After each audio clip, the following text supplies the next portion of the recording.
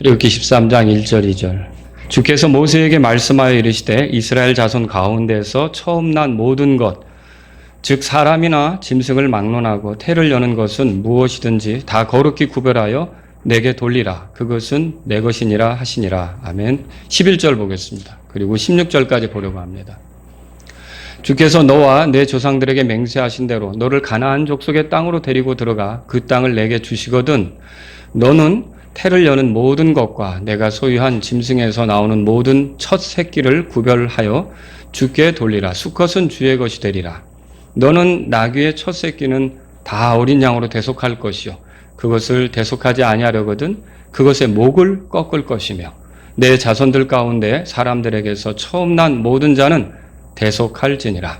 이후에 내 아들이 내게 물어 이르되 이것이 무엇이니까 하거든 너는 그에게 이르기를 주께서 손의 권능으로 우리를 이집트 곧 속박의 집에서 데리고 나오셨느니라. 그때 파라오가 우리를 가게 하려 하지 아니하매 주께서 이집트 땅에 처음 난 모든 것은 사람에게서 처음 난 자든지 짐승에게서 처음 난 것이든지 다 죽이셨으므로 수컷으로서 태를 여는 모든 것은 내가 주께 희생물로 드리되 내 자손들 중에 처음 난 모든 자는 대속하나니. 다 같이요. 너는 그것을 내 손 위에 표와 내 눈 사이에 표로 삼으라. 주께서 손의 권능으로 우리를 이집트에서 데리고 나오셨느니라 할지니라. 아멘. 제가 1절하고 2절을 읽었을 때 여러분이 그 처음 난 것, 그 다음에 짐승에서 태를 여는 것, 이제 여러분이 그걸 보셨을 것이고 11절부터 읽을 때도 그런 내용들이 나오는 걸 볼 수 있습니다. 그죠? 처음 난 것에 대한 그런 기록이 나오는데 사실 이 기록은 뭘 보여주려고 하는 거냐면 13절 보세요. 거기에서 계속 반복되는 말이 있어요. 대속. 찾으셨어요? 네, 대속. 13절에 여러 차례 대속 그렇게 나오죠. 그 다음에 15절 끝에도 내 자손들 중에 처음 난 모든 자는 대속하나니 그렇게 돼 있죠.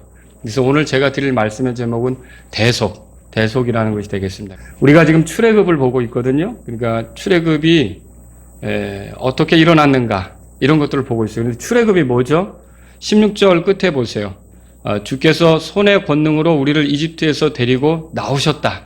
그러니까 출애굽이 뭐냐면 앞제 봤던 이스라엘 백성, 노예 생활하던 이스라엘 백성을 주께서 구출해내는 거, 건져내는 거, 그 이집트로부터 벗어나도록 해서 이제 하나님을 섬길 수 있도록 이렇게 한 게 출애굽 사건입니다.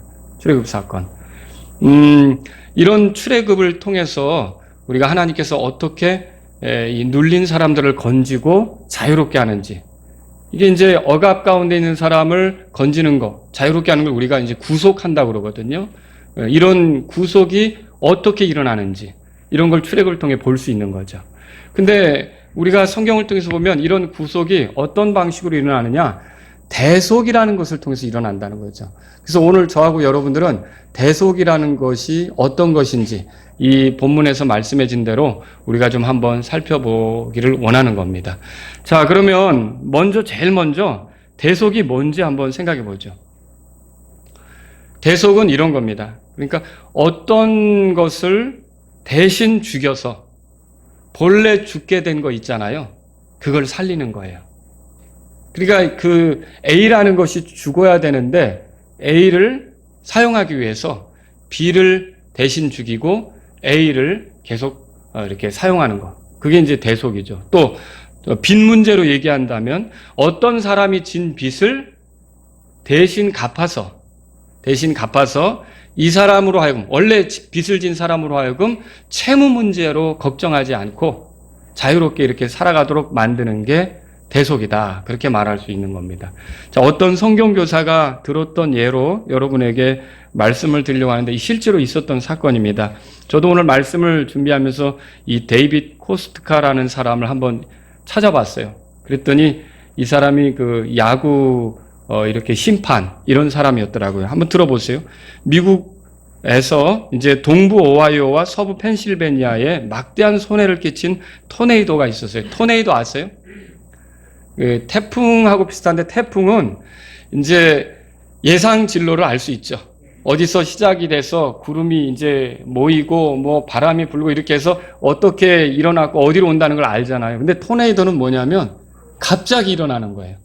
이게 갑자기 일어나서 막 바람이 일면 그 바람이 깔때기 같이 이렇게 생겼는데 집 뚜껑도 날아가고 피아노도 날아가고 컨테이너도 날아가고 버스도 날아가고 이런 정도로 어마어마한 그 바람이 그 토네이도라는 거예요. 근데 우리나라에서는 이제 그런 걸 구경하기 어려운데 미국 이 넓은 평원에서는 그런 토네이도가 일어나면 그냥 그 일대는 뭐 전기줄도 뽑히고 송전탑도 쓰러지고 난리가 나는 겁니다. 근데 그런 토네이도가 일어나는데 한 번은 그런 서부 펜실베니아에서 또 동부 오하이오에서 토네이도가 일어났는데 거의 100명의 목숨을 앗아갔다고 합니다. 그런데 이 토네이도가 닥치기 전 데이빗 코스트카라고 하는 사람이 펜실베니아 휘틀랜드의 어린이 야구 경기 심판을 보고 있었습니다. 근데 이제 그 바람이 갑자기 일어나서 오는 걸, 경기장 쪽으로 오는 걸 보고서 이 관중 속에 있던 구경하던 조카들이 생각이 난 거예요. 조카가. 그래서 관중 속으로 뛰어가서 그 조카를 붙잡아 이제 그 조카를 이렇게 이제 어떻게 구경하는데 도랑 같은 데가 있나 봐요. 그 도랑에 밀어놓고 자기가 그 위에 엎드렸습니다. 그런데 어떤 일이 벌어졌냐면 바람이 이제 휩쓸고 갔겠죠. 토네이도가 휩쓸고 갔는데 나중에 이 조카가 얼굴을 들어봤을 때 삼촌이 사라졌어요. 그 삼촌은 어떻게 됐냐면 결국 뭐 죽었습니다. 그 바람에 의해서. 그리고 조카는 살아난 거죠. 자, 제가 이 말씀을 드리는데 뭘 얘기하려고 하는 거냐면 원래 그 약한 아이가 허둥지둥대다가 죽을 수 있었잖아요. 그런데 이 아이 대신 누가 죽은 거예요? 삼촌이 죽었어요. 그리고 삼촌이 죽고 이 아이는 살아난 거죠. 이게 바로 누군가가 대신 죽어서 죽을 뻔한 사람이 살아나는 게 이게 대속이란 말이에요. 아시겠죠? 이게 대속이에요. 그런데 이 이집트의 그 출애굽에서 어떻게 대속이 일어났느냐? 여러분 그 출애굽에서 일어난 대속은 이겁니다. 원래 하나님께서 이집트 땅을 심판하려고 하셨어요. 그런 심판하실 때 이집트에서 처음 난 사람들, 뭐 여기 이제 그 수컷 이런 얘기가 나오는 걸 보니까 처음 난 장자들을 얘기하는 것 같아요. 그 처음 난 장자들 그리고 또 짐승들 중에 처음 난 것 이런 것들이 하나님의 심판 대상이 되는 거예요. 이것에는요 이스라엘 사람들도 예외는 아닙니다. 왜냐하면 이스라엘 사람들도 이집트에 살면서 이집트 사람들 못지않게 죄 가운데 있었고 또 같이 이렇게 우상 숭배도 참여했었고 이런 그런 일이 있기 때문에 이집트 땅에는 모든 처음 난 것들을 심판하는 일이 그 유월절 그 밤에 있었단 말입니다. 그런데 주께서는요 놀랍게도 이스라엘 백성의 그 처음 난 자들 그리고 이스라엘 백성이 가지고 있는 짐승의 초태생, 첫것 이런 걸 살릴 수 있는 방법을 알려주셨어요. 하나님께서 정하신 그런 방식대로 유월절 양을 마련해가지고 이 유월절 양을 잡아서 그 피를 결국 이스라엘 사람들이 거하는 집에 문 그 인방 그다음에 양옆 기둥 여기에 피를 바르면 자, 그 피를 보고 하나님께서는 그 이스라엘 사람들의 처음 난 것은 어떻게 합니까? 치지 않죠. 넘어갔다 그랬죠. 그래서 유월절이 생긴 거잖아요. 그리고 그 집에 있는 짐승의 처음 난 것도 치지 않잖아요. 자, 그럼 그건 왜 그러냐면요. 자, 이 유월절 어린 양이 죽은 거, 이 대신 죽은 거, 이걸 통해서 그 죽음을 인정하고 이 이스라엘 사람들의 처음 난 거, 그리고 아들들, 그 다음에 이제 또 짐승의 초태생은 죽이지 않게 되는 거죠. 이렇게 해서 출애굽 속에서도 대속이 나타났던 거예요. 아시겠죠? 그런데 이게 오늘날 뭐와 관계가 있느냐면요. 사실 주님께서 이 성경 기록에 그 유월절 어린 양으로 인한 이스라엘 백성의 대속 문제를 기록해 놓은 거는요. 온 인류를 위한 대속이 어떻게 이루어지는지를 보여주기 위해서 그렇게 한 거예요. 그러니까 온 인류도 사실은 하나님 앞에 죄인입니다. 그러면 심판을 받아야 되죠? 근데 이런 심판을 통해서 죽을 수밖에 없는 거예요. 멸망할 수밖에 없는 거예요. 근데 하나님께서는 이런 멸망할 수밖에 없는 우리들을 대신해서 대속물을 마련하셨어요. 그게 하나님의 어린 양이신 예수 그리스도입니다. 여러분 그렇게 믿으시죠? 이 예수 그리스도께서 우리를 위한 대속물로 오셨어요. 그래서 성경에 한번 찾아보죠. 마가복음 10장 보겠습니다. 마가복음 10장. 예수님께서 이 땅에 그분이 오신 목적을 소개하면서 이렇게 말하죠. 자신을 사람의 아들이라고 그러는데 내가 왜 왔는지 아느냐? 말하자면 그런 겁니다. 그러면서 자신이 오신 목적을 소개하는데 찾으셨으면 마가복음 10장 45절을 같이 읽어보겠습니다. 자, 다 찾으셨습니까? 네, 읽겠습니다. 사람의 아들은 섬김을 받으러 오지 아니하고 도리어 섬기며 자기 생명을 많은 사람의 대속물로 주려고 왔느니라 하시니라. 그러니까 원래 죽어야 될 것은 우리인데, 멸망해야 될 것은 우리인데, 심판받아야 될 것은 우리인데, 예수님께서 우리를 대신해서 죽고 또 심판을 당하심으로 그 멸망할 죄인이 경험하게 될 그런 일들을 십자가상에서 다 겪으심으로 우리는 거기로부터 벗어나게 하도록 그 목적으로 오셨다는 거예요. 그래서 예수님을 뭐라고 불렀습니까? 따라서 대속물. 예, 대속을 위해 필요한 그런 대속물로서 오셨다 성경이 말하는 거죠. 그래서 6월절 그 밤 이스라엘의 처음 난 자들과 초태생을 위해 어린 양이 대속물이 되었던 것처럼 지금부터 2000년 전 갈보리 십자가에서는 온 인류 죄인들을 위해 누가 대속물이 되셨느냐? 예수님께서 대속물이 되신 겁니다. 여러분 그렇게 믿으시죠? 자, 그런데 이 대속의 효력이라는 건 그래서 온 인류를 위해 죽은 것은 맞지만 대속의 효력은 누구에게 미치느냐 하면 믿는 자에게 미치는 거예요. 다시 말하면 이 예수님께서 십자가에서 죽으신 것이 나를 죄 가운데서 건져내기 위한 구속하기 위한 하나님의 방법으로서 그분에게 내가 당할 심판을 대신 당하게 하심으로 나를 이렇게 건지신다. 그분이 나의 대속물이다. 그분이 나를 위한 어린 양이다. 이렇게 믿는 사람들에게 말하자면 이 대속의 효력이 미친다. 그렇게 볼 수 있는 거죠. 자, 이제 우리가 생각해 볼 세 번째 건 뭐냐면 대속은 대속받은 자에게 그러면 어떤 변화를 가져다 주느냐는 거죠. 여러분 다 대속 받으셨습니까? 예. 그러면 우리가 예수님을 통해 대속받았을 때 우리에게는 어떤 변화가 있게 되느냐는 거죠. 자, 이것도 이 본문을 통해서 볼 수 있는데요. 다른 게 아니라 자, 본문으로 돌아가 보세요. 13장 1절을 보려고 합니다. 13장 1절. 출애굽기 13장 1절. 1절 2절 같이 읽죠. 시작. 주께서 모세에게 말씀하여 이르시되 이스라엘 자손 가운데서 처음 난 모든 것 즉 사람이나 짐승을 막론하고 태를 여는 것은 무엇이든지 다 거룩히 구별하여 내게 돌리라. 그것은 내 것이니라 하시니라. 자, 이게 하나님께서 대속을 통해서 건져진 처음 난 거 있잖아요. 첫 아들, 그 다음에 짐승 중에 처음 것 있잖아요. 이거 누구 거라고 하십니까? 이게 중요한 거예요. 여러분과 제가 이 하나님의 대속의 방법으로, 하나님의 대속의 방법이 뭐냐면 어린 양이신 예수 그리스도를 통해 우리를 대속하는 거거든요. 그러니까 그분이 대신 죽어서 우리를 살리는 거거든요. 이런 대속을 통해서 우리가 이제 건짐받았다면 우리는 누구 거라는 거예요? 하나님 거라는 거예요. 이게 대속받은 자들이 인정해야 될 겁니다. 저와 여러분들은 하나님 것이 되는 거죠. 민수기 보세요. 참고로 민수기도 보죠. 민수기 3장 보겠습니다.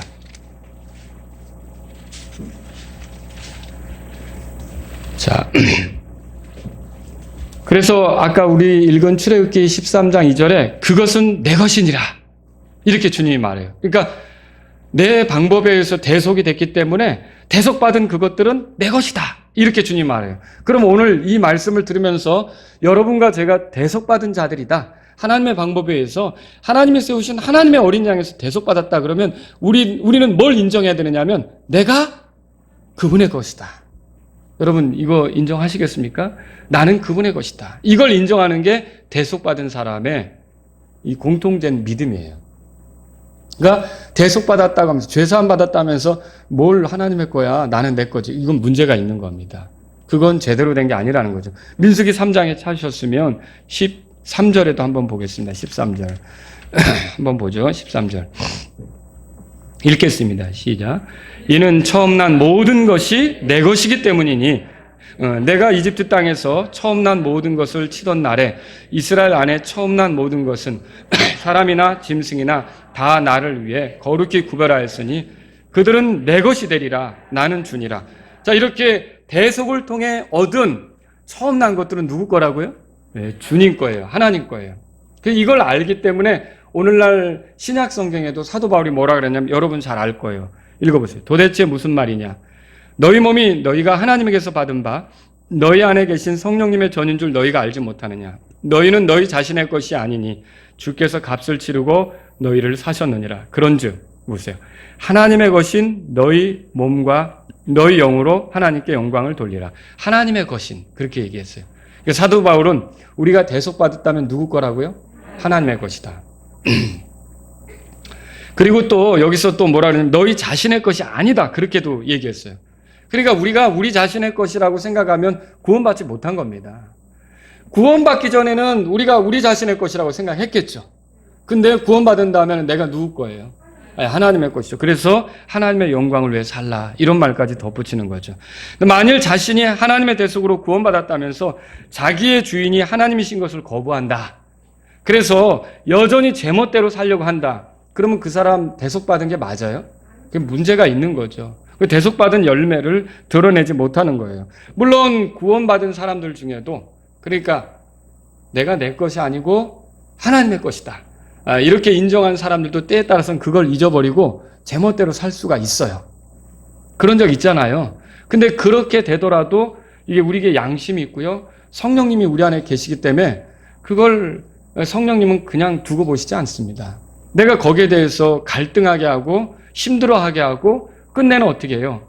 주님 앞에 돌이키게 하잖아요.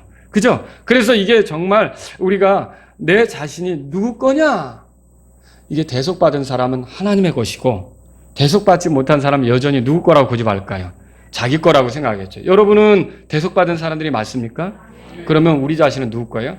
하나님의 것이라는 믿음으로 이제 우리가 사는 거죠. 그래서 오늘 본문 말씀에 또 돌아가 보세요. 출애굽기 13장에 보시면 그래서요, 죄사함 받았다고 하면서 제멋대로 사는 사람은 대속이 뭔지 모르는 거고 진짜 구원받았는지가 의심스러운 거예요. 그런 사람은요. 그래서 성령님이 가르쳐 주실 때 이 꺼리낌이 있어서 내가 이대로 살면 안 되지.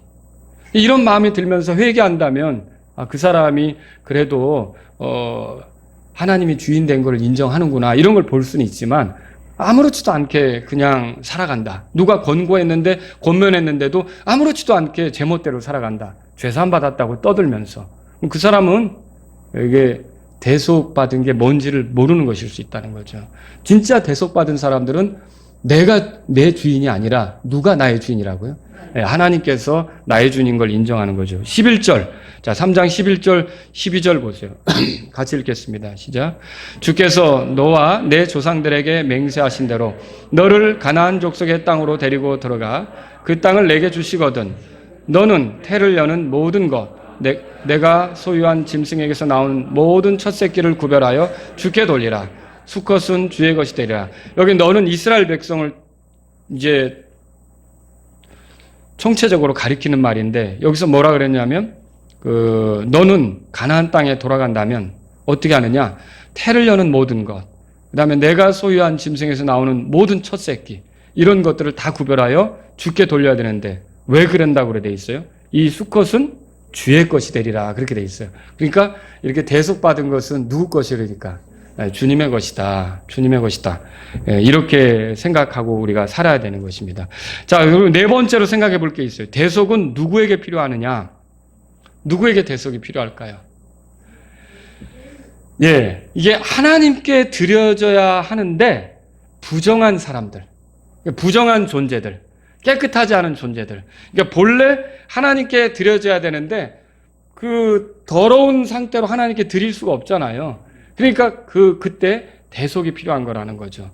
대신 어떤 것이 희생이 됐어요. 그 구약의 제사 방식이 다 그런 거 아닙니까? 죄를 지은 사람이 자기가 직접 죽는 게 아니라 가지고 온 희생물이 죽어서 그 사람이 계속 하나님을 섬길 수 있는 기회를 갖는 거 아닙니까? 이게 다 대속의 방법으로 하나님께서 일하신다는 거죠. 대속은 뭐냐면요, 이렇게 하나님께 드려야 하는데 부정한 것들에게 필요한 거예요. 누군가를 본래의 자리로 되돌릴 때 필요한 게 대속이에요. 근데 이제 스스로의 힘으로 본래의 자리로 갈 수가 없어요. 그때는 이제 대속이 필요한 겁니다. 자, 이집트에 거하는 이스라엘 백성, 출애굽을 통해서 더 이상 파라오를 섬기지 않고 하나님을 섬기러 가는 거예요. 근데 이때 그들은 힘이 없어요. 그잖아요? 그리고 또 부정한 상태에 있어요. 그래서 하나님을 섬기기가 어렵잖아요. 그런 상태에 있는 이들, 그러니까 본래 자리로 되돌려야 하는 이들이 부정했단 말이에요. 지난 세월 동안 이집트 사람들과 더불어 죄 가운데 있었고 우상 숭배에도 빠져 있었고, 그런데 이런 사람들을 대신해서 대속물이 이제 나오는 거예요. 그 대속물은 뭐였어요? 유월절 어린 양이었죠. 그죠? 그래서 이 사람들이 삶의 기회를 갖게 된 거죠. 오늘 본문은요, 대속의 가격을 언급하진 않지만요, 민수기를 보면 좀 알 수 있는데, 민수기 18장으로 가보실래요? 민수기 18장.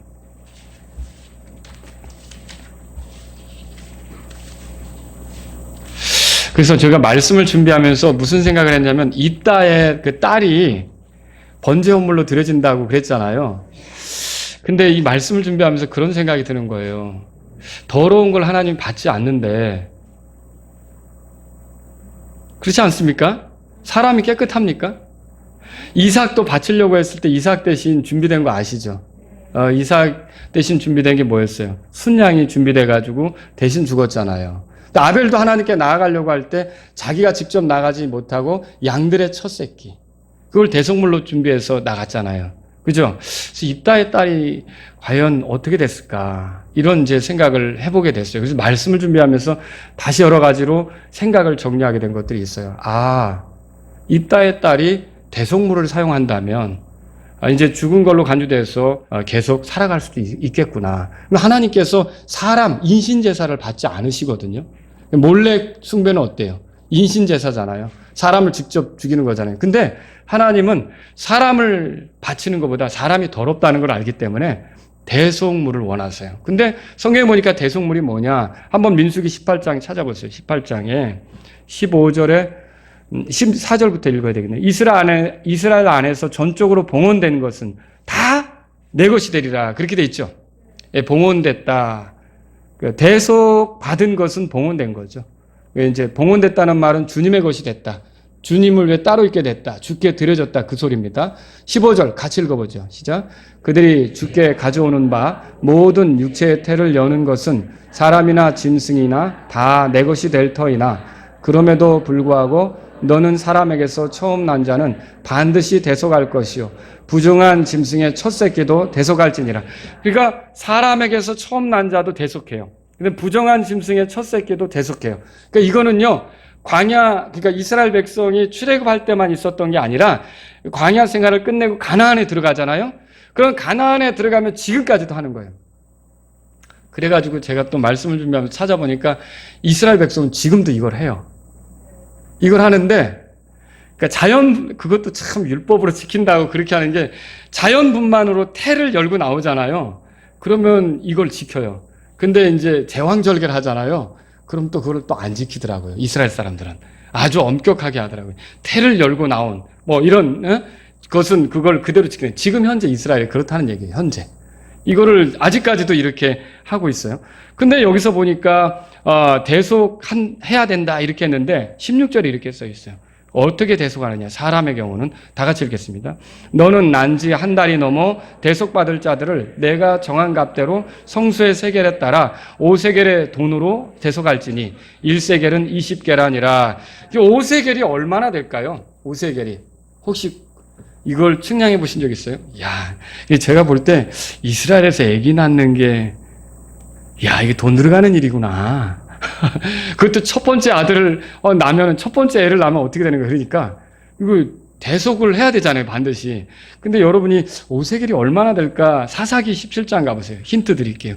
사사기 17장 사사기 17장 한번 가보시기 바랍니다. 대충 10절에 보세요. 10절. 미가라는 사람이 우상단지 만들어가지고 레위 사람을 제사장으로 삼아 자기 가족의 제사장으로 이렇게 일하게 한 적이 있잖아요. 아시죠? 근데 이제 조건을 계약을 해요. 그런데 어떻게 하냐면 17장 10절에 다 같이 읽겠습니다. 시작. 미가가 그에게 이르되 나와 함께 거하며 나에게 아버지와 제사장이 되라. 내가 해마다 은 10세겔과 의복 한 벌과 양식을 주리라 하므로 이에 그 레위 사람이 거기로 들어가. 그 10세겔이면 연봉이에요. 연봉. 그 5세겔이면 얼마예요? 예, 6개월치 월급이에요. 이렇게 어마어마한 값을 내서 사람에 대해서 대속을 했다는 거죠.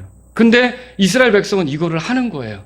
왜냐하면 그 출애굽에 있었던 그 대속을 통해 그들이 하나님을 섬길 수 있는 기회, 하나님께 속하게 된 기회를 가졌다는 것을 두고두고 자녀들에게 상기시키기 위해서.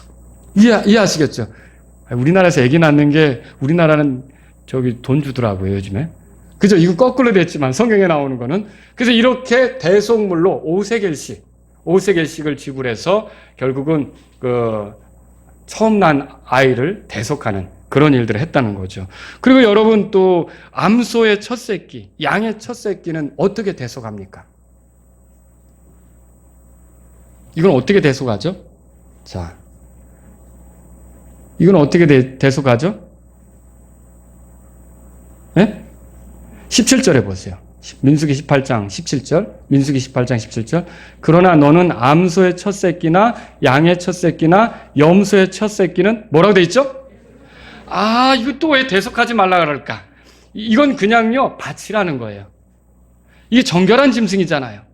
하나님께 희생이 가능한 짐승이잖아요. 그러니까 직접 죽이라는 얘기예요. 근데 직접 이게 하나님께 바칠 수 없는 더럽고 부정한 거는 뭐 하라는 거예요?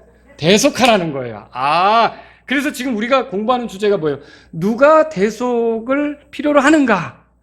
이게 하나님께 바쳐줘야 되는데 부정한 거 있잖아요. 이건 대속이 필요하다는 거예요. 그러니까 우리가 사람으로서 하나님께 바쳐지는 게 본분 아닙니까? 우리가 주님을 위해 존재하는 게 본분 아닙니까? 근데 주님을 위해 살아가야 되는데 우리가 부정해요. 그래서 우리를 위해서는 뭐가 필요한 거예요? 예, 대속물이 필요한 거예요. 그 우리를 위한 대속물은 누구예요? 예수 그리스도시죠. 그렇게 되는 거구나. 예. 그러면 부정한 짐승의 경우는 어떨까요? 부정한 짐승의 오늘 본문 돌아가 보세요. 출애굽기 13장에 가보면 부정한 짐승은 자 어떻게 하냐면 13절에 보세요. 출애굽기 13장 13절 너는 나귀의 첫 새끼는 그랬죠? 나귀는 부정한 짐승이에요. 이거 번제단에 희생물로 바칠 수 있어요? 바칠 수 없어요. 그래서 제가 입다의 딸도 번제단에 올리는 게 오히려 율법에 어긋나는구나를 깨닫게 되는 거예요. 이해하시겠죠? 어떻게 부정한 사람을 번제단에 올릴 수가 있는가? 이해하시겠죠? 그런 걸 생각해 볼 수 있는 거죠. 이 13절 보세요. 너는 나귀의 첫 새끼는 다 어린 양으로 대속할 것이고. 그러니까 이 나귀의 첫 새끼가 부정하니까 뭘로 대신 어린 양으로 하라는 거죠. 왜냐하면 어린 양은 하나님 받으시니까. 아시겠죠? 그럼 우리가 하나님께 바쳐줘야 될 사람들인데 창조 목적이 뭐예요? 주님의 영광을 위한 거 아닙니까? 근데 우리가 하나님께 바쳐줘야 되는데 우리가 더러워요. 그래서 하나님께서 우리를 위해 대속물을 마련하신 거죠. 누굽니까? 예수님이죠. 근데 예수님은 하나님이 받으시나요? 받죠. 그러니까 예수님이 우리를 대신해서 하나님께 전적으로 순종하신 거예요. 죽기까지 순종하신 거예요. 그리고 우리는 뭐예요? 자, 그 대속물을 가져와서 그게 내가 바친 거고 나를 대신해서 이렇게 드리는 겁니다. 이렇게 하는 것처럼 예수님이 나를 위해서 이렇게 하나님께 바쳐지는 겁니다. 라고 믿으면 그 대속물의 효력이 살아나는 거예요. 그래서 그 사람이 하나님께서 받아주시고 그 사람이 이 주님 앞에서 계속 주님 앞에서 기회를 갖게 되는 그런 일이 있게 되는 거죠. 이해하시겠죠? 자, 이런 겁니다. 이처럼 오늘날 죄 가운데 살아온 부정한 우리가 본래대로 하나님을 가까이 이르면 필요한 게 뭐라고요? 대속물이에요. 대속물. 하나님의 어린 양이신 예수님께서 그 대속물이세요. 그분을 의지하지 않으면 아무도 대속될 수가 없습니다. 오늘날 교회 안에서 하나님을 이렇게 내가 만날 수 있다, 구원받았다, 나 천국에 간다 이런 확신을 가진 사람들 가운데 보면 그게 왜 그런 확신을 갖느냐라고 물을 때 내가 성경도 읽고 내가 이렇게 좀 술 한 잔씩 하지만 교회도 가고 또 이렇게 누군가를 교회로 데려오려고 하고 이렇게 자기 얘기를 해요. 자, 그러면 자기 얘기를 한다는 것은 이 사람이 진짜 제대로 구원받은 사람이 맞습니까? 아니죠. 사실 그 사람이 구원받았다면 나는 부정해서 자격은 없지만 나를 위한 대속물이 있다고 얘기해야죠. 그 대속물이 누구예요? 예수님이죠. 그래서 구원받았는지 구원받지 않았는지를 어떻게 알 수 있느냐? 그 사람의 입에서 자기를 위한 대속물, 하나님이 준비하신 대속물, 그 예수님이 나오느냐 안 나오느냐 그걸로 알 수 있는 거죠. 그래서 그 사람이 끝까지 자기 자랑만 나오고, 그러니까 하나님께서 준비하신 대속물인 어린 양 예수 그리스도께서 나를 대신해서 십자가에서 죽었다는 그런 고백이 없다면 그 사람 뭐예요? 그 어리석은 그런 그 지금 상황 속에 있는 거죠. 하나님께서 받지도 않는, 그게 뭐와 같으냐면요, 우사 아시죠? 우사. 하나님을 우리가 사실은 아무리 존중한다고 해도 법궤 같은 거 우리가 이거 떨어지면 안 되라고, 제가 생각할 때는 우사가 법궤가 흔들려서 그 수레가 흔들려서 법궤가 떨어지려고 그랬잖아요. 우리가 생각할 때는 붙잡는 게 그걸 위하는 거라고 생각할 수 있다는 거죠. 근데 어떻게 됐어요? 그 자리에서 죽었죠. 왜 그래요? 이 더럽고 불결한 자가 하나님을 가까이 한다는 건 하나님에게 모독이에요. 그래서 그런 거예요. 그래서 제사장이 필요하고 이런 거죠. 그런 것처럼 우리는 어때요?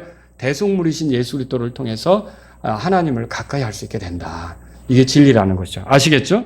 자, 또 다섯 번째로 생각해 볼 게 뭐냐면요, 하나님께 드려지는 게 왜 대속받아야 되느냐 이거죠. 지금 방금 설명했어요. 부정하고 대속받지 않는 것은 어떻게 하냐면, 거룩하신 하나님을 가까이 할 때 어떻게 되는 거예요? 죽어요. 죽임을 당하는 거죠. 그러니까 이집트에서도요, 자, 이집트 사람의 처음 난 것들은 어떻게 돼 있어요? 출애굽하던 밤에 다 죽었죠. 다 죽었죠. 하나님이 심판할 때 살아남을 수가 없어요. 근데 대속물인 어린 양을 준비했던 그런 이스라엘 집에 처음 난 것들은 어떻게 했어요? 살아났죠. 그러니까 대속물이 없으면 다 죽게 돼 있어요. 이게 문제예요. 그러니까 오늘날 내 대속물로 하나님이 준비하신 어린 양 예수 그리스도가 내 대속물이라고 믿으면 그 사람은 멸망합니까? 아니에요. 그러나 자기를 위한 대속물이 준비가 되어 있지 않고 자기 힘으로 애쓰는 사람은 결과가 어떻게 될까요? 네, 멸망하는 거예요. 멸망하는 거예요. 자, 여러분 거기 출애굽기 13장 11절 거기 보면 제가 읽어볼게요. 주께서 너와 내 조상들에게 맹세하신 대로 너를 가나안 족속의 땅으로 데리고 들어가 그 땅을 내게 주시거든. 너는 태를 여는 모든 것과 내가 소유한 짐승에서 나오는 모든 첫 새끼를 구별하여 주께 돌리라. 수컷은 주의 것이 되리라. 다 같이 13절이요. 너는 나귀의 첫 새끼는 다 어린 양으로 대속할 것이요. 그것을 대속하지 아니하려거든 그것의 목을 꺾을 것이며 내 자손들 가운데 사람에게서 처음 난 모든 자는 대속할지니. 어린 양도 죽어요. 근데 어린 양은 제단에 올라가서 죽잖아요. 뭐 하나님 받으신다는 거죠. 근데 나귀는 목을 꺾어 죽여요. 그러면 이게 뭐예요? 이거는 대속물을 사용하지 않았기 때문에 하나님의 판단으로 심판받는 것에 해당하는 것이죠. 이 목이 꺾여 죽게 되는 나귀처럼, 대속물이 없으면 목이 꺾여 죽는 나귀처럼, 나귀 첫 새끼처럼 이 땅에 사는 사람들도 하나님이 준비하신 어린 양을 대속물로 삼지 않으면 어떻게 되는 거예요? 못 꺾여 죽은 나귀처럼 심판받는 거예요. 멸망한다는 거죠. 그래서 왜 이렇게 하나님께 드려지는 것은 대속물이 필요하냐면 멸망하지 않기 위해서 이렇게 대속물이 필요하다. 그걸 알 수 있어요. 자, 오늘날 그래서 여러분과 저의 대속물은 누구라고요? 예수님이죠. 정말 우리는 하나님께 가까이 갈 수 있어요. 하나님께서 우리를 받으시는 사람들이 된 거죠. 또 여기서 생각해 볼 게 있어요. 대속의 궁극적 목적이 뭐냐라고 하는 거죠. 대속의 궁극적 목적이 뭐냐? 뭘까요? 왜 대속하실까요? 12절 보세요. 12절. 다 같이 읽겠습니다. 시작. 너는 태를 여는 모든 것과 내가 소유한 짐승에서 나오는 모든 첫 새끼를 구별하여 주께 돌리라. 수컷은 주의 것이다 그랬죠. 여기서 이렇게 돼 있어요. 구별하여 찾으셨습니까? 구별하여란 말이 있죠. 이게 set apart, 영어로 그렇게 돼 있는데 이건 뭐냐면 따로 둔다는 뜻이에요. 이 따로 둔다는 말은 주님이 마음대로 취하시도록 주님을 위해 따로 둔다는 뜻이에요. 그러니까 이거는 떼놓는 거죠. 이렇게 세상에 온 사람이 있는데 주님이 쓰시겠다고, 자유롭게 쓰시겠다고 따로 두는, 그게 대속받는 거예요. 그러니까 여러분과 제가 대속받았다면 누가 쓰시도록 따로 있는 거예요? 주님이 쓰시도록 따로 있는 거예요. 이걸 생각하셔야 돼요. 또 여기 2절에 보세요. 2절에 한번 읽어보죠. 시작. 이스라엘 자손 가운데 처음 난 모든 것, 즉 사람이나 짐승을 막론하고 태를 여는 것은 무엇인지 다 거룩히 구별하여 내게 돌리라. 그것은 내 것이니라 하신. 거룩히 구별하여, 그 말 찾으셨죠? 이게 그분에게 어울리게 한다는 뜻이에요. 그분이 쓰시도록 한다는 것이죠. 마치 왕에게 나아갈 때 우리가 또 그 왕을 만나러 가는데 아무렇게나 갈 수는 없잖아요. 여러분, 요셉도 감옥에서 나와 왕을 만나러 가는데 면도도 하고 옷도 갈아입고 그렇게 가잖아요. 그렇죠? 왕에게 어울리는 복장을 하는 거죠. 그것처럼 우리도 말하자면 대속된다는 건 뭐냐면요, 이렇게 하나님께 어울리도록 우리의 삶이 되어지는 걸 얘기하는 거예요. 하나님께서 거룩하시니까 우리도 거룩하게 살아가는 그런 삶이 되는 거죠. 그래서 여기서 중요한 게 뭐냐면요, 이거예요. 영어 성경에서는요, 거룩히 구별하라. 이 절에 보면요, 그 말이 먼저 나와요. 거룩히 구별하라. 그러면 거룩히 구별하라는 게 뭐냐면, 오늘날 이게 신약 성경에서는 어떻게 되는 거냐면요, 그 성별이라는 단어로 나와요. 고린도전서 1장 30절에 나오죠. 성별. 또 이건 신학적으로 뭐와 관계가 있냐면 성화와 관계가 있는 단어예요. 그러니까 대속받는다는 것은 왜 대속을 받느냐면 하나님께 어울리도록 성화의 삶을 살도록 대속받는 거예요. 그러니까 대속받는다는 건 뭐가 시작된 거예요? 성화의 삶이 시작된 거예요. 여러분, 이거 아시겠습니까? 그러니까 하나님께 어울리는 삶이 시작된 거라는 뜻이죠. 그래서 이게 뭐가 문제냐면요, 대속을 통해 죄사함 받는 것을 가르치면서 성화의 삶을 가르치지 않는 것은 이게 대속이 가져다주는 결과에 대해서 감추는 것이 되는 거죠. 그러니까 대속받으면 어떻게 한 거예요? 거룩히 구별되는 거예요. 그래서 성화의 삶을 살 수 있게 된 거라는 거죠. 자, 베드로전서 1장 18절 19절에도 너희가 알거니와 너희 조상들로부터 전통으로 물려받은 너희의 헛된 행실에서 너희가 구속받은 것은 은이나 금같이 썩을 것들로 된 것이 아니요 오직 흠도 없고 점도 없는 어린 양의 피 같은 그리스도의 보배로운 피로 된 것이니라. 그리스도의 보배로운 피로 구속받았다고 돼 있어요. 건진받았다는 거죠. 근데 이 건진받는 방법이 뭐예요? 그리스도께서 우리를 대신해서 죽는 대속의 방법이잖아요. 이걸 통해서 우리가 얻게 된 결과가 뭐예요? 자, 전통으로 물려받은 너희의 헛된 행실에서 건져진 거예요. 그러면 구속받았다, 대속받은 사람은 헛된 행실을 계속 하는 쪽으로 나가는 겁니까? 아니죠. 거기서 구출됐기 때문에 이전과는 다른 방식으로 사는 거죠. 뭐냐면 이집트에서 종살이 하던 사람들이 출애굽을 하면 이집트에서 살던 방식으로 사는 거예요? 아니라는 거죠. 그래서 이 대속의 목적은 뭐냐? 여러분, 대속 받으셨어요? 네, 거룩히 구별되는 거. 그래서 주님을 위해, 주님께 돌려지기 위해서, 성화의 삶을 위해서 거룩히 구별된 거예요. 근데 거룩히 구별된 사람은, 그래서 대속받은 것은요, 대속받은 사람은 성화의 삶이 시작된 거죠. 그렇게 믿으셔야 된다는 거죠. 자, 그 다음에 마지막으로 대속의 진리는 왜 자녀들에게도 알려야 합니까? 14절부터 보죠. 출애굽기 13장. 이후에 내 아들이 내게 물어 이르되 이것이 무엇이니까 하거든 너는 그에게 이르기를 주께서 손의 권능으로 우리를 이집트 곧 속박의 집에서 데리고 나오셨느니라. 아니, 물어볼 수 있겠죠. 아버지, 왜 우리는 이제 막 장가간 아들이 큰 아들을 낳았어요. 장가간 아들이 맏아들을 낳았단 말이에요. 그런데 너 이제 그 대속을 해야 된다. 아니, 왜 이렇게 해야 됩니까? 아, 이게 대속 그 오세겔이 한두 푼도 아니고 어마어마한 돈인데 왜 이렇게 해야 됩니까? 라고 할 거 아닙니까? 그게 다 궁금할 거 아닙니까? 그게 그렇게 물어올 때 어떻게 할 거냐는 거죠. 자, 출애굽에 대해서 알려주라는 거죠. 그리고 너희들이 어떻게 건져져서 여기까지 왔는지 하나님께서 대속의 방법을 통해서 이 처음 것을 자신의 것으로 삼으셨다는 것을 알려주라는 거죠. 그래서 이스라엘 백성이 대대로 이 처음 것은 하나님의 것이다, 이것을 알게 하라는 거죠. 그래서 15절에 보세요. 그때 파라오가 우리를 가게 하려 하지 아니하매 주께서 이집트 땅에 처음 난 모든 것은 사람에게서 처음 난 자든지 짐승에게서 처음 난 것이든지 다 죽이셨으므로 수컷으로 태를 여는 모든 것은 내가 주께 희생물로 드리되 내 자손들 중에 처음 난 모든 자는 대속하나니. 16절 다 같이요. 너는 그것을 내 손의 위에 표와 내 눈 사이의 표로 삼으라. 주께서 손의 권능으로 우리를 이집트에서 데리고 나오셨느니라 할지니라. 그러니까 이게 출애굽, 그들이 자유를 얻은 것, 그들이 하나님을 섬길 수 있게 된 것, 그들이 주님의 소유가 된 것, 그리고 그들이 본래 그 창조 목적대로 하나님의 영광을 위해 살게 된 것, 이거를 대대로 잊지 않도록 하기 위해서 이 대속하는 것을 그 후손들이 해나갔다는 거죠. 이해하시겠죠? 무엇이 태어나든지. 이 처음, 그러니까 시장에서 양떼를 사왔어요. 양떼를 사왔는데 처음 이 양이 새끼를 낳았어요. 그럼 그 첫 것을 또 어떻게 하는 거예요? 하나님께 갖다 바치는 거예요. 하나님께 갖다 바치는 거예요. 이렇게 하면서 그들이 뭘 기억한 거예요? 우리는 대속받은 민족이고 하나님의 소유된 민족이고 주님을 위해 거룩히 구별된 민족이고 주님께 봉헌된 민족이고 주님을 위해 살아가도록 여기 있는 민족이다. 이거를 계속 잊지 않고 그렇게 갔다는 거죠. 정말 놀라운 일 아닙니까? 여러분, 이 대속이 구원 방법이라는 걸 대대로 건진받는 방법이라는 걸 알리기 위해서 이 방법을 썼던 거라는 거죠. 오늘 말씀을 정리합니다. 창조의 목적대로 하나님의 영광을 위해 살고자 한다면 스스로 부정한 자임을 인정하고 하나님의 어린 양 예수 그리스도께서 나를 위한 대속물임을 인정해야 되는 겁니다. 디모데전서 2장 6절에 그분께서 정하신 때 증언을 받기 위해 모든 사람을 위한 대속물로 자신을 주셨느니라. 예수님께서 대속물이 되시죠. 그분을 통해서만 우리가 대속을 통해 건진받을 수가 있는 거죠.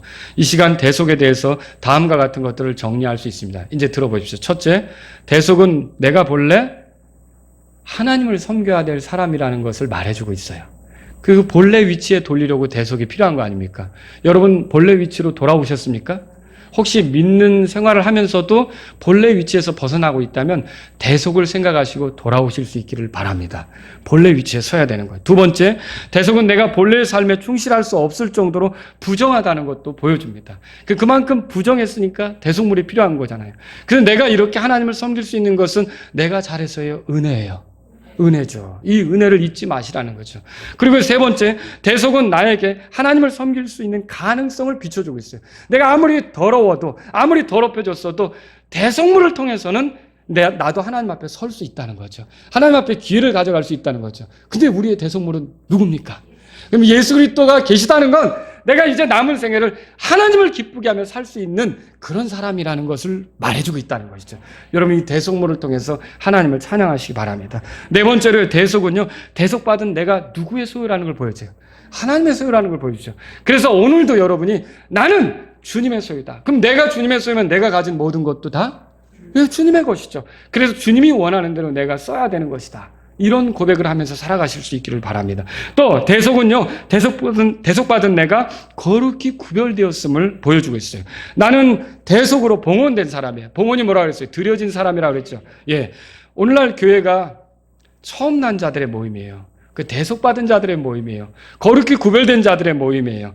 그래서 결국 나중에 우리가 어디에 살았든지 어느 시대에 살았든지 다 하늘에서 모이게 될 텐데 그 하늘에서 모이게 될 사람들을 히브리서 12장 23절에서 뭐라고 그랬냐면 하늘에 기록된 처음 난 자들의 교회라고 그랬어요. 여러분 읽어보신 적 있어요? 그게 뭐예요?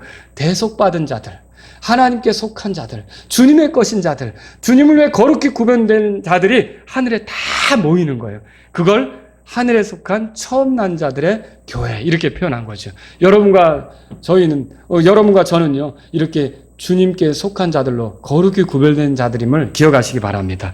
또 대속은요, 온 세대가 잊지 말아야 될 하나님의 구원 방법을 보여줘요. 우리는 구원을 위해서가 아니라 누군가를 위해서, 여러분, 내가 누군가를 위해 대속물 같은 삶을 산다고 해서 내가 그것으로 내가 그 사람의 죄를 해결하거나 또 어떤 내 구원을 이룰 수 있습니까? 아니죠. 그렇지만 이 구원과는 상관이 없는데 우리가 예수님을 따르는 사람들 아닙니까? 그렇다면 우리는 예수님을 따르는 사람으로서 예수님이 보여주신 대로 예수님이 우리를 위해 대속물이 되셨잖아요.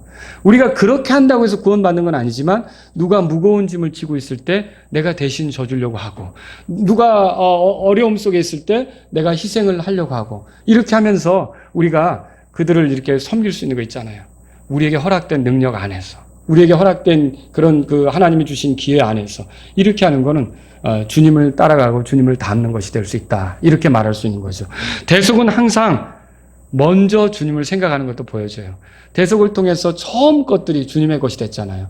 여러분, 이스라엘에서 처음 난 자들이 태어날 때, 첫 마다들이 태어날 때 얼마나 이뻤겠어요. 얼마나 귀여웠겠어요. 그렇죠? 근데 다 대속을 해요. 그리고 또 첫 새끼가 나올 때도 어때요? 귀엽겠죠? 그런데 다 대속을 해요. 이게 처음 것을 어떻게 하는 거예요? 하나님께 드리는 거죠. 여기서 뭘 배울 수 있습니까? 예, 우리가 이것을 통해서 배우는 거는 여러분이 항상 무엇이든지 먼저 주님을 생각하셔야 된다는 거죠. 먼저 주님을 생각하셔야 된다는 거죠. 이거 여리고성을 여러분 가나안 전쟁을 할 때 여리고성의 것들을 취하지 말라고 그랬어요. 하나님께서. 그게 무슨 의미가 있어요? 여리고성 빼놓고 나머지 성은 다 정복하는 대로 노력할 수 있었어요. 여리고성은 가지면 안 돼요. 여리고성에서 나온 뭔가를 소유하면 안 돼요. 근데 그 법칙을 어기고 소유한 사람이 있었죠. 누구예요? 아간이었죠. 이게 왜 그러냐면요. 거기도 법칙이 있는 거예요. 자, 가나안 전쟁을 통해 많은 도시들을 함락하고 노력하게 되겠지만 처음 것은 건드리지 않는 거예요. 처음 것은 누구 거예요? 그러니까 하나님 거죠. 그런 의미가 여리고성 정복에 있는 거예요. 그래서 여리고성을 정복하지만 그 각각의 개인이 어떻게 해요? 거기서 나오는 금덩이든지 거기서 나온 좋은 옷이든지 취하면 되는 거 안 되는 거죠. 그렇게 하고 넘어갔고 그 다음부터 아이성부터 모든 도시에서 취하는 것들은 그들이 다 가질 수 있었던 거죠. 이건 뭘 보여주고 있어요? 우리가 처음 것으로 주님을 섬기는 것을 하나님은 기뻐하신다는 거죠. 그래서 여러분과 제가 주님을 섬길 때 남는 것으로 섬기려고 하지 말고 먼저 주님을 위해 떼어놓으실 수 있기를 주의 이름으로 바랍니다. 우리 다 같이 일어서시겠습니다. 오늘 이 말씀을 통해 여러분이 깨달은 대로 주님께 나아가시는 시간이 되면 좋겠습니다. 오늘 이 시간 예수님께 나의 대속물로서 내가 이렇게 하나님 앞에 섬길 기회를 갖게 하신 것, 가능성을 주신 걸 감사드립니다. 내가 대속물이 되신 예수님을 따라 이제 하나님께 온전히 봉헌된 사람으로 살기를 원합니다. 이런 분들이 있다면 이 시간 주님 앞에 나아가십시오. 본래대로 하나님을 섬기며 살 수 있도록 해주시는 분이 우리 예수님인데 이 예수님이 대속물이 되셔서 나에게 이런 주님의 소유로서 살 수 있게 하셨다면 내 삶으로 주님의 소유된 것을 드러내길 원합니다. 이런 분이 있다면 이 시간 주님 앞에 나가십시오. 주께 봉헌된 사람, 거룩히 구별된 사람으로서 내 남은 생애를 살기 원합니다. 이런 분들이 있다면 이 시간 주님 앞에 나가십시오. 먼저 주님께 드리는 삶을 살기 원하는 분도 주님 앞에 나가십시오. 예수님처럼 또 누군가를 위한 대속물 같은 삶이 되기를 원한다면 주님 앞에 나가시기 바랍니다.